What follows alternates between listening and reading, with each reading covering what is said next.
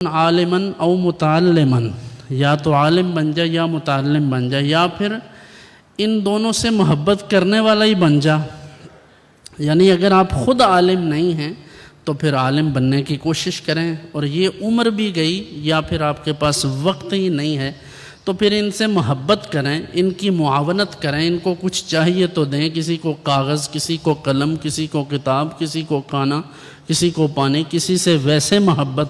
کسی کی جو ہوتی ہے مورل سپورٹ بھی کبھی بہت بڑی محبت اور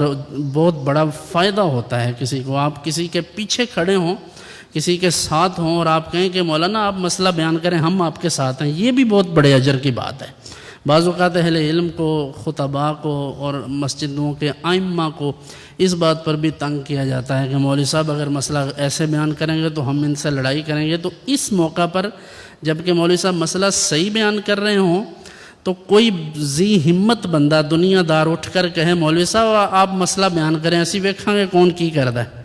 تو یہ بات بھی بہت بڑی سپورٹ ہوتی ہے۔ جب آپ علم کے لیے، اللہ کے دین کے لیے کسی کے ساتھ کھڑے ہوں تو یہ بھی اجر و ثواب کا استحقاق ہے اس میں بھی اللہ تعالیٰ کی طرف سے۔ تو یہ ہے کہ اگر خود عالم نہیں ہیں، خود آپ سیکھنے والے نہیں ہیں، پڑھ نہیں سکتے، وقت گزر گیا ہے، ہمت نہیں ہے، اسباب ایسے نہیں ہیں، آپ کے پاس فراغت نہیں ہے، اب آپ کو مشکلات ہیں، تو پھر آپ ان سے محبت کریں۔